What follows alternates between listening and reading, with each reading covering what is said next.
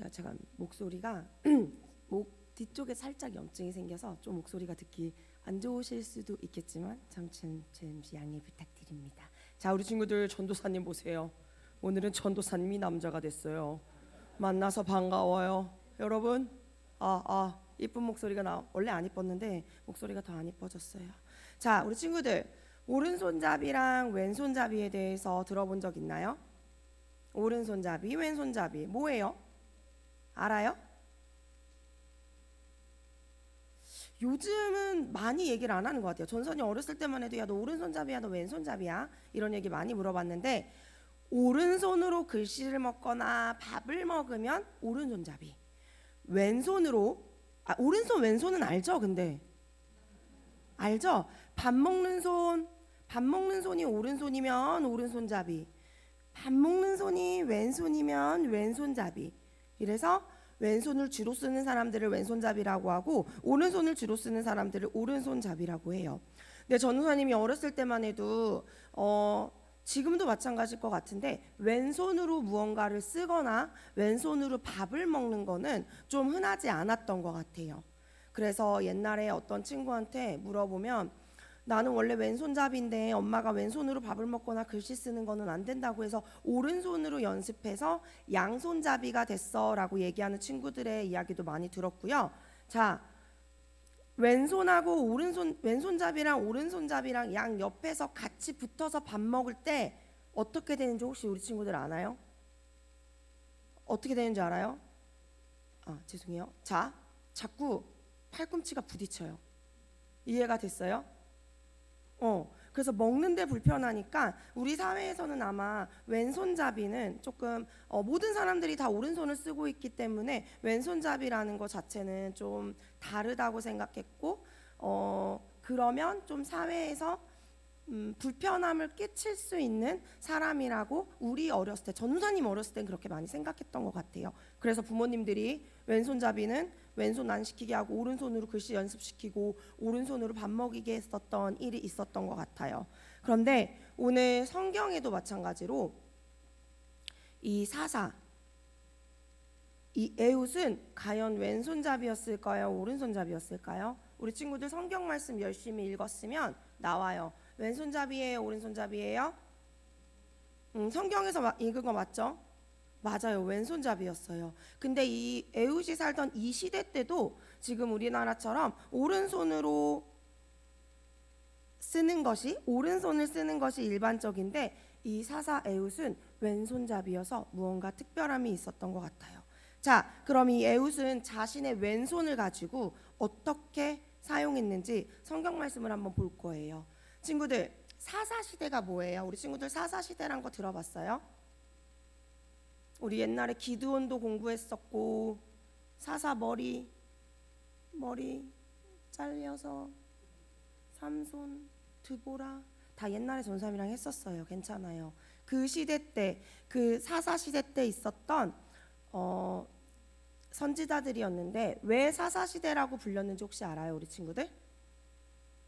왜 사사 시대였냐면 이스라엘 백성들이 애굽을 하고 가나안 땅에 들어갔는데 드디어 그 가나안 땅에 들어갔어요. 그래서 하나님이 말씀하신 축복을 잘 받고 살아가고 있는데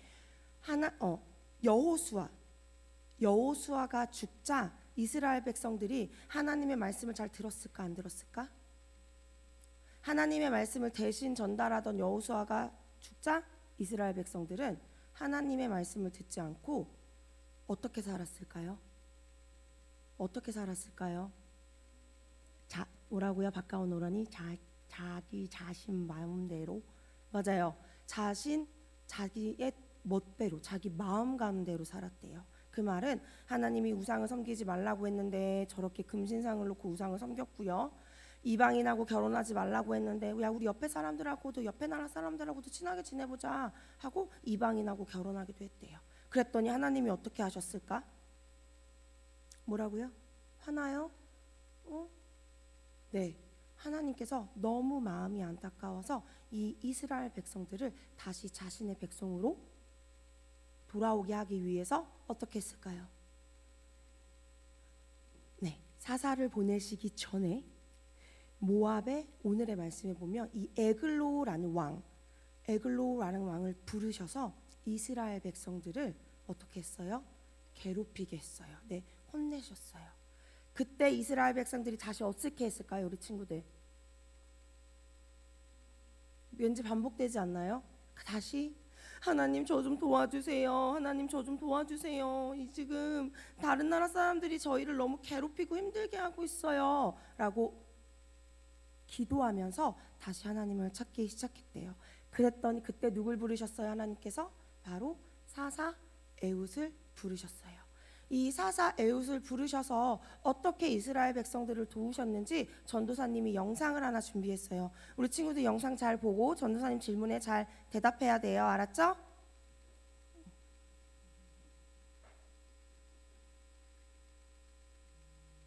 하나님께서는 이스라엘을 구해낼 지도자 에훗을 보내주셨어요. 에훗은 에글론 왕에게 과일이나 곡식, 가축을 바치는 일을 하던 사람이었는데 이스라엘을 괴롭히는 에글론 왕을 자신이 없애야겠다고 생각했어요. 그래서 에훗은 어느 날 몰래 칼을 만들어서 옷 속에 숨겼어요. 에훗은 왼손잡이였기 때문에 칼을 뽑기 쉽게끔 오른쪽 허벅지 쪽에 숨겼죠. 에글론 왕이시여, 오늘도 이스라엘이 왕께 바치던 음식과 가축을 가져왔습니다. 그래? 알겠다.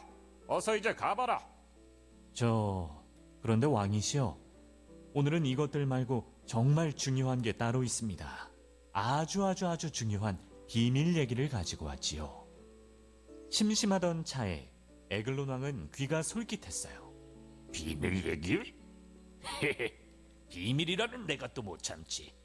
여봐라, 이자만 빼고 다들 나가거라. 어서 호이. 다른 신하들이 모두 나가고 왕과 단둘이 있게 되자 에훗이 왕에게 조심조심 다가갔어요.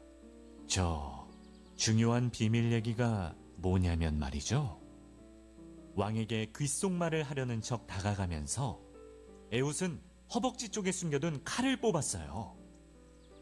정말 순식간에 에훗의 칼이 에글론 왕의 몸을 관통했고 거대한 에글론 왕은 그 자리에서 쿵 쓰러지고 말았죠. 에훗은 재빨리 방문을 잠그고 몰래 도망갔어요. 한편 밖에 있던 에글론의 신하들은 이상하다. 왕께서 왜 이렇게 안 나오시지? 혹시 무슨 일이라도 생긴 거 아니야? 일은 무슨, 왕이 요즘 변비가 엄청 심하시더라고. 하기야 평소에 그렇게 많이 드시니 용변 볼 때도 시간이 오래 걸리지 않겠나?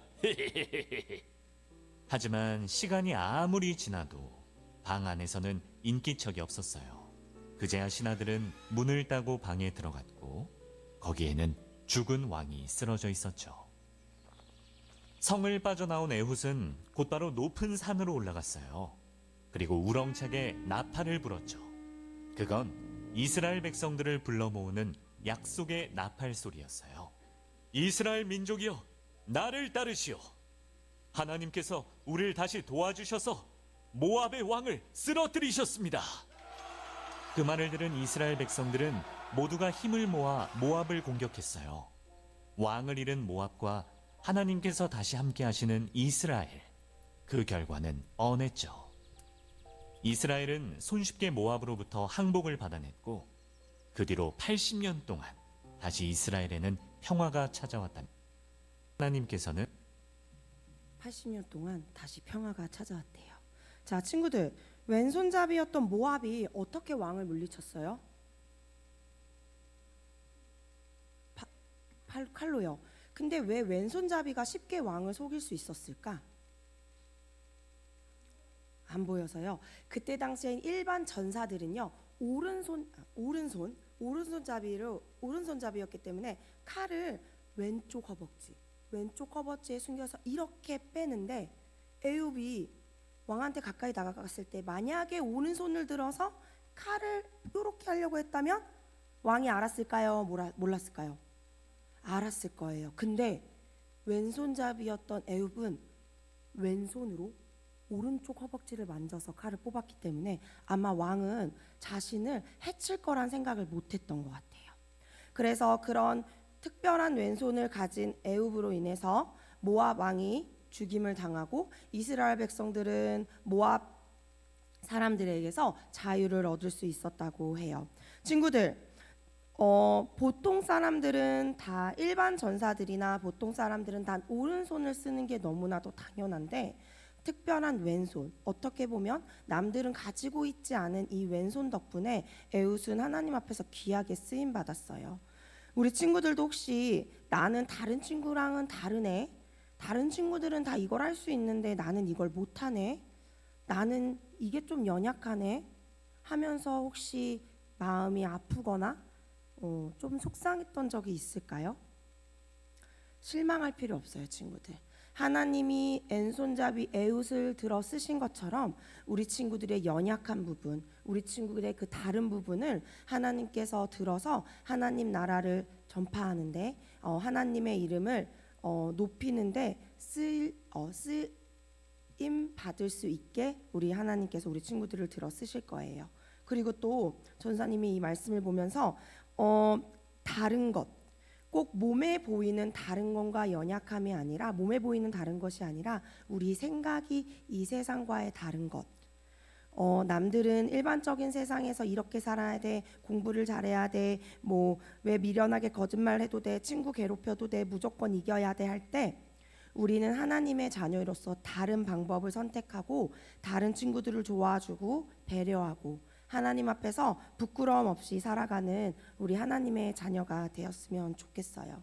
그래서 그럴 때 남들과 다름이 하나님을 전하는 특별한 도구가 되어서 우리 친구들이 하나님께 귀하게 쓰임 받는 삶이 되기를 축복합니다. 그렇게 할 수 있는 친구들은 아멘.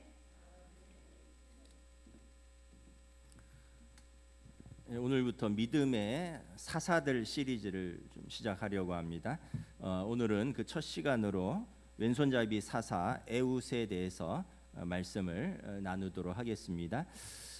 사사 에훗은 이 사사라는 말은 히브리어로 이 쇼프트라는 단어인데 재판관이란 뜻입니다.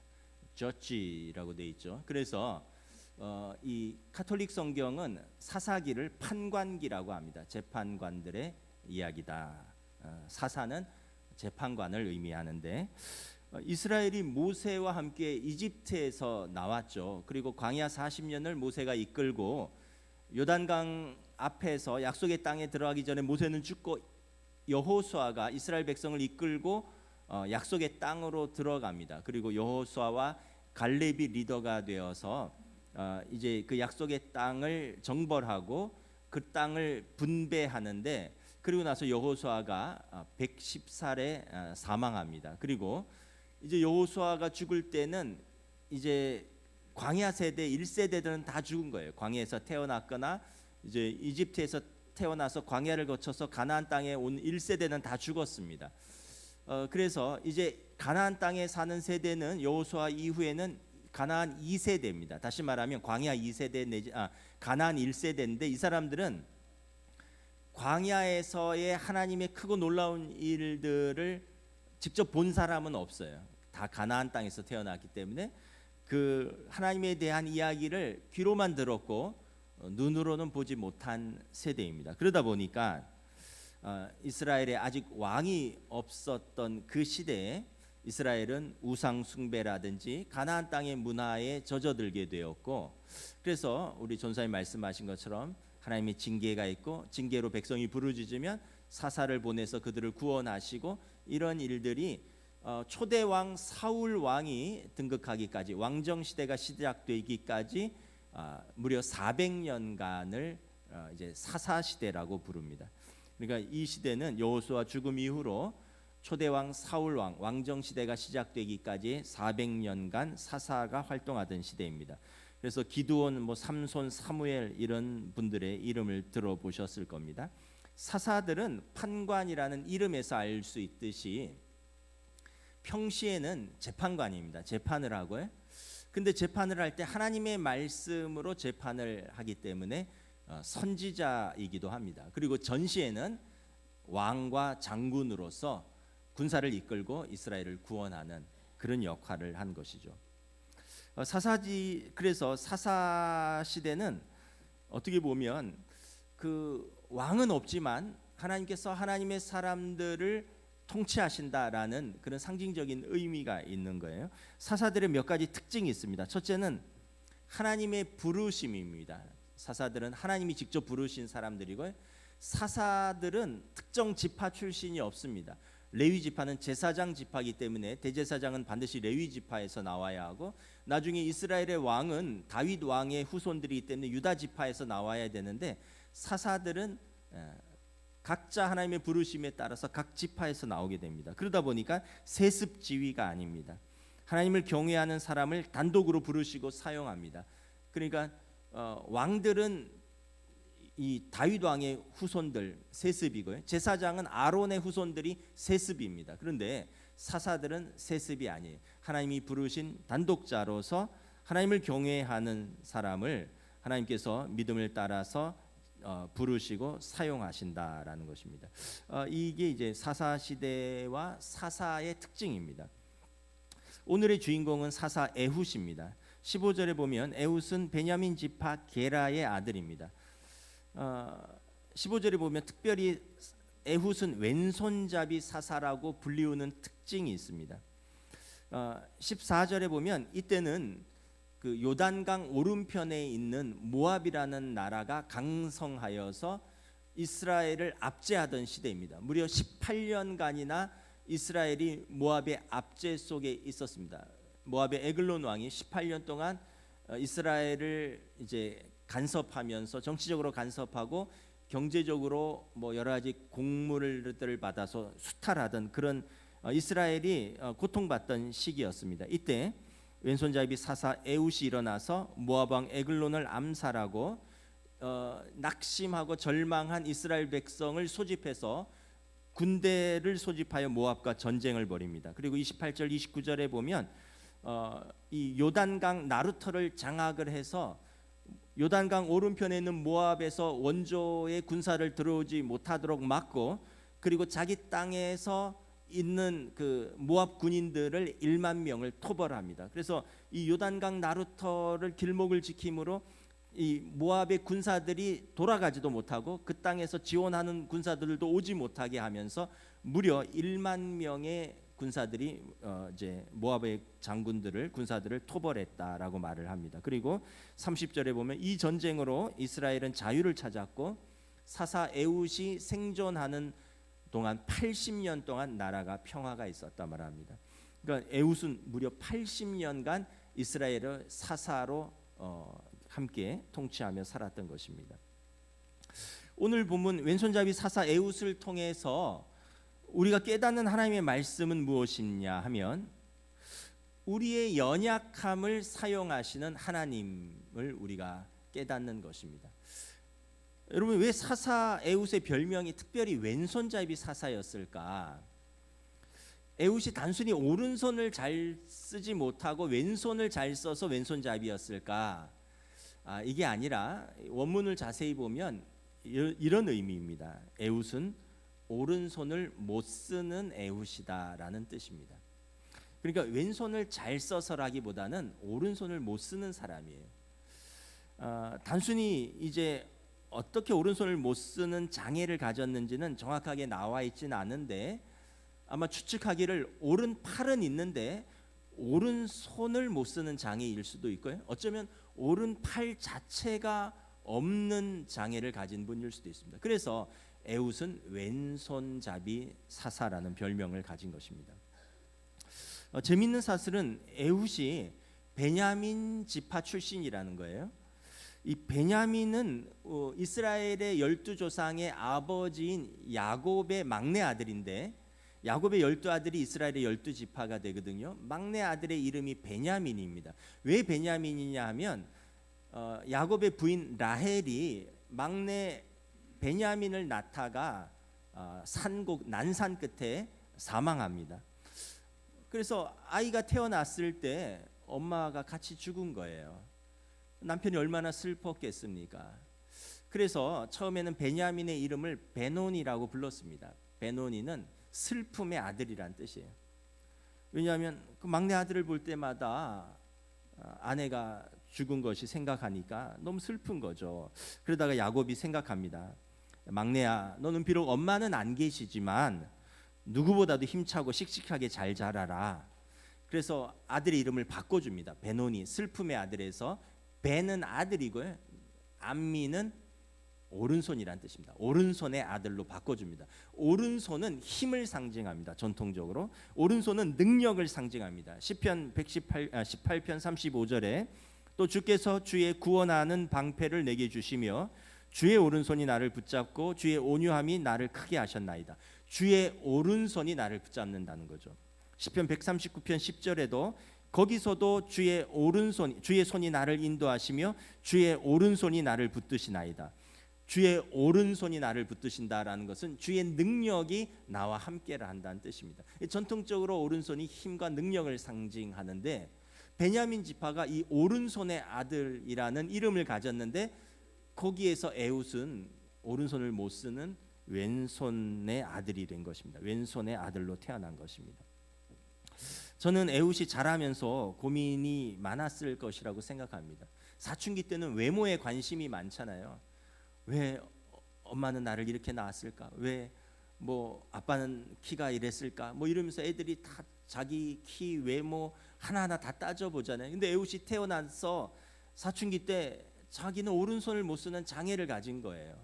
그러니까 만약에 장애를 가지고 태어났다면 부모님을 원망했을 수도 있다라는 생각을 합니다. 만약에 자라면서 어떤 사고가 나서 오른손을 다쳤다면, 그렇다면 그 사건이나 환경을 원망하고 절망에 빠졌을 수도 있습니다.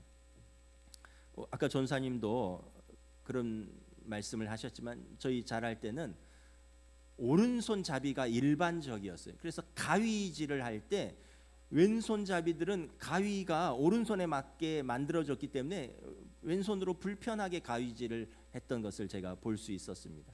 그리고 아까 뭐 식사할 때도 오른손잡이와 왼손잡이가 나란히 앉으면 오른손과 왼손이 이렇게 부딪혀서 불편한 것처럼, 그래서 부모님들이 오른손을 쓰도록 뭐 이렇게 좀 강요한 면도 있죠. 근데 3000년 전에 여러분 왼손잡이를 특별히 배려하지는 않았을 것입니다. 대부분의 군인들의 무기는 오른손잡이용으로 만들었을 것입니다. 왼손에 방패를 들고 오른손에 칼을 들거든요. 그런데 이제 뭐 왼손에 방패의 손잡이가 왼쪽에 가깝게 있을 것이고, 그런데 이제 이걸 오른손으로 반대로 잡아야 되니까 뭔가 무기에서도 물기를 사용하는데도 불편하고, 군인들의 전투 기술이나 전술이나 전략이 다 오른손잡이 중심이라 왼손을 쓰는 사람은 불리했을 것입니다. 그래서 에훗은 신체적인 조건으로 보면 이스라엘의 지도자나 장군이 되기에는 부적합한 조건을 가진 것으로 추측이 됩니다. 그러면 하나님께서 왜 에훗을 이스라엘의 사사로 부르셨을까? 이스라엘에 수많은 사람들이 있었는데 왜 에훗을, 이 결핍이 있는 사람을, 장애가 있는 사람을 이스라엘의 구원자 사사로 부르시고 사용하셨을까? 저는 두 가지를 묵상해 보았습니다. 먼저는 하나님은 우리와 다르시다는 겁니다. 사무엘상 16장 7절 말씀입니다. 우리 함께 읽을까요? 시작. 내가 보는 것은 사람과 같지 아니하니 사람은 외모를 보거니와 나 여호와는 중심을 보느니라. 이 말씀은 두 가지로 해석할 수 있습니다. 사람들은 외모, 겉모습을 보고 평가한다는 거예요. 그런데 하나님은 그 마음의 중심을 보신다는 거예요. 내면까지, 속까지 보신다는 거예요. 두 번째 해석은 사람들은 눈으로 보고 판단한다는 뜻이에요. 그러나 하나님께서는 마음으로 보시고 판단하시는 분이시다, 이런 뜻입니다. 사람은 그러니까 겉만 볼 수밖에 없는 거예요. 사람 속을 어찌 알겠습니까? 그러나 하나님은 마음의 눈으로 보시고 그 사람의 마음 중심까지 살피시는 분이라는 거예요.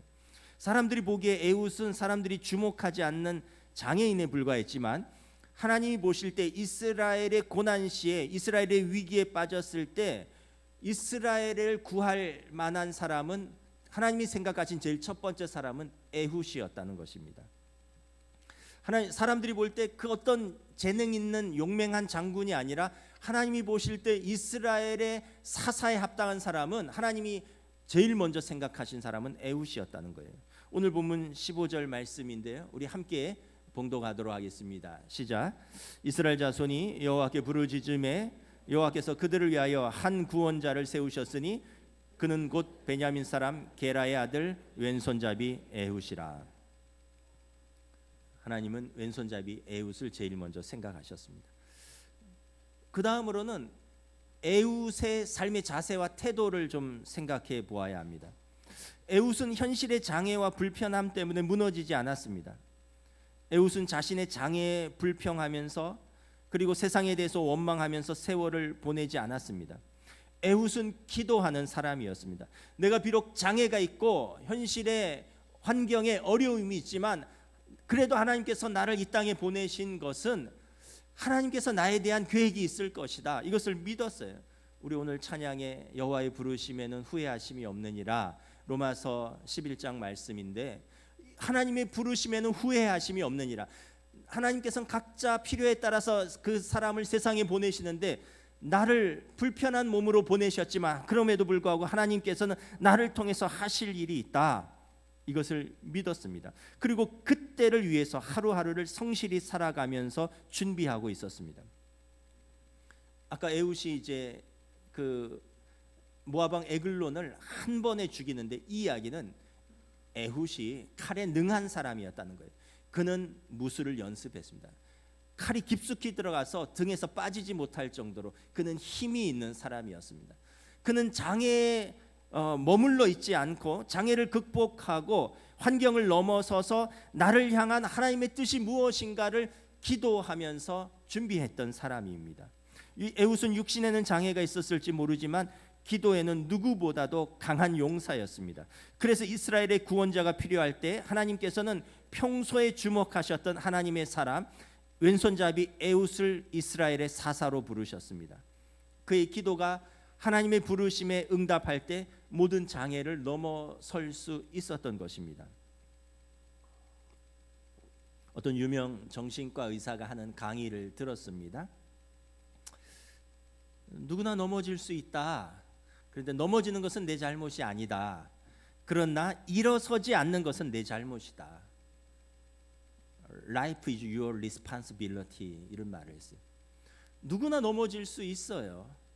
근데 일어서지 않는 것은 너의 잘못이라는 거예요. 인생은 너의 반응이고 너의 책임이고 너가 살아가는 것이다. 넘어져서 안 일어나는 것은 그것은 너의 책임이다라는 거예요. 그 강의에서 성숙하지 못한 사람의 특징은 자신에 대한 성찰 없이 그냥 상황에 대해서 감정적으로 거침없이 반응하는 사람이라는 거예요. 그러다 보니까 누구 때문에라는 말을 많이 합니다. 당신 때문에 일이 이렇게 됐어. 나는 부모가 없었기 때문에, 도와주는 부모가 없었기 때문에 나는 이렇게 살 수밖에 없다. 난 주변 사람들이 다 짜증내는 사람들밖에 없어서 나도 짜증낼 수밖에 없다. 난 뭘 제대로 배울 수 있는 환경이 아니었기 때문에 내 삶에 기회가 없었고 내 삶이 이렇게 풀리지 않는다. 이 사회가 구조적으로 부조리하고 불합리한 사회이기 때문에 나는 분노하였고 폭력을 쓸 수밖에 없었다. 이 미성숙한 사람들의 특징은 넘어진 자신의 환경에서 스스로 일어날 생각을 하지 않고 거기에 대한 성찰이 없이 감정적으로 즉각적으로 반응합니다. 누구 때문에 나는 이렇다라는 거예요. 여러분, 그런 말을 버려야 돼요. 물론 자기를 둘러싼 객관적 현실은 그럴 수 있습니다.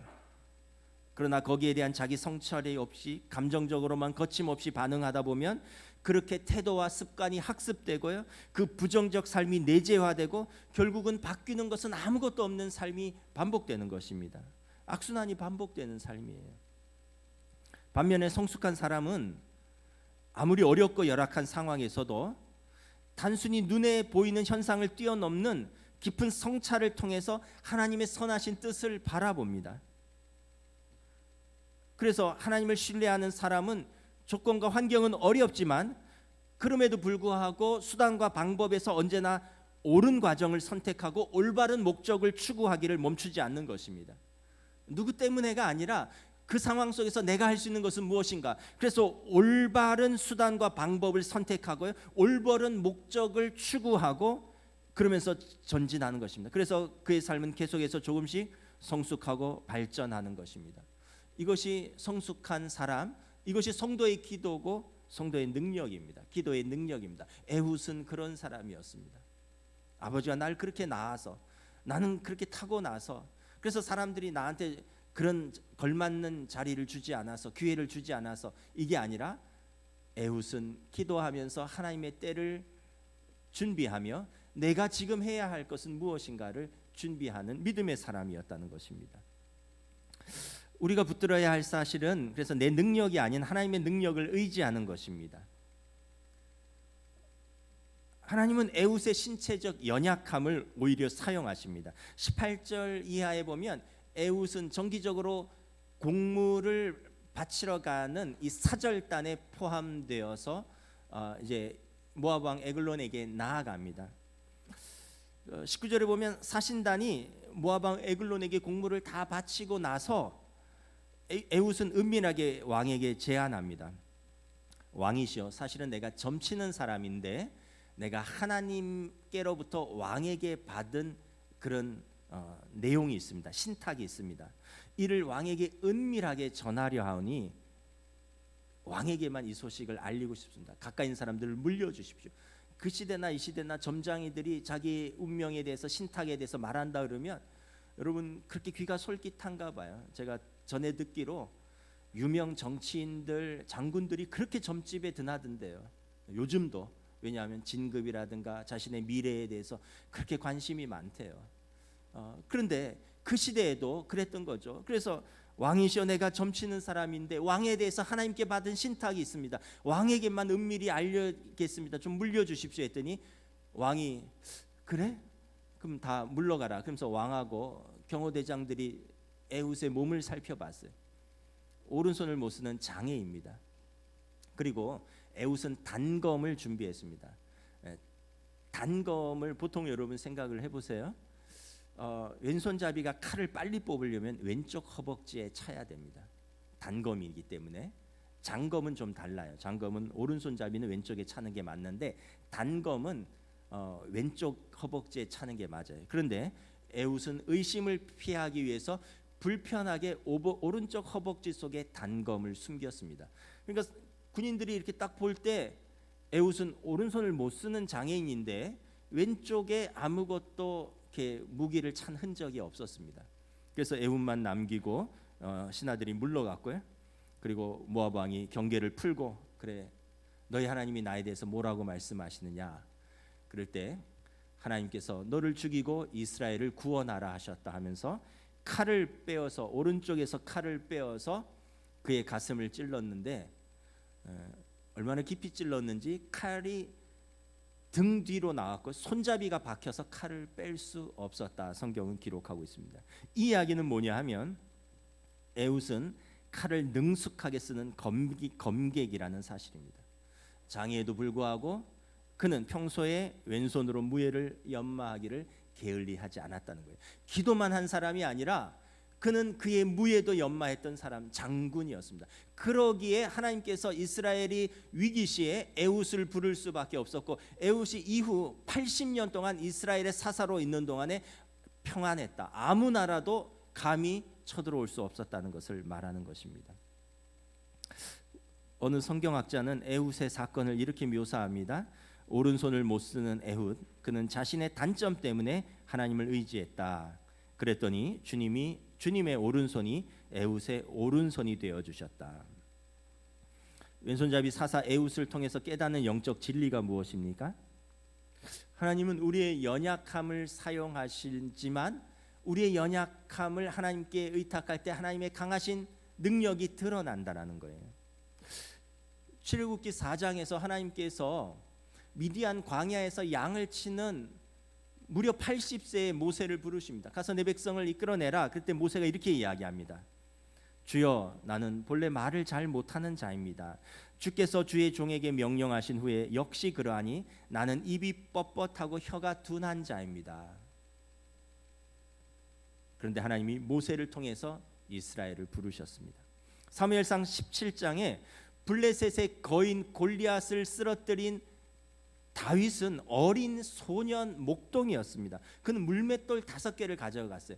갑옷을 씌워줬는데 갑옷이 너무 몸에 맞지 않은 어린 소년이었습니다. 사울이 다윗에게 이르되 내가 가서 저 블레셋 사람과 싸울 수 없으리니 너는 소년이요 너는 어려서부터 용사임이라. 너는 소년이라는 거예요. 고린도후서 12장에 보면 몸에 심각한 질병이 있었던 사도 바울을 부르셔서 전 세계를 다니면서 복음을 전파하는 선교사로 사용하셨습니다. 여러분 지금도 선교사들이 비행기 타고 전 세계를 왔다 갔다 하는데 그때는 배를 타고 전 세계를 왔다 갔다 해야 되는데 이 사도 바울은 탁월한 선교사인데 그는 몸에 질병이 있었다는 거예요. 고린도서의 말씀에 여러 계시를 받은 것이 지극히 크므로 너무 자만하지 않게 하시려고 내 육체에 가시 곧 사탄의 사자를 주셨으니 이는 나를 쳐서 너무 자만하지 않게 하려 하심이라. 이것이 내게서 떠나가게 하기 위하여 내가 3번 주께 간구하였더니 나에게 이르시기를 내 은혜가 내게 족하도다. 이는 내 능력이 약한 데서 온전하여짐이라 하신지라. 그러므로 도리어 크게 기뻐함으로 나의 여러 약한 것들에 대하여 자랑하니리니 이는 그리스도의 능력이 내게 머물게 하려 함이라. 내 약한 것에 그리스도의 큰 능력이 머물게 하려 함이라.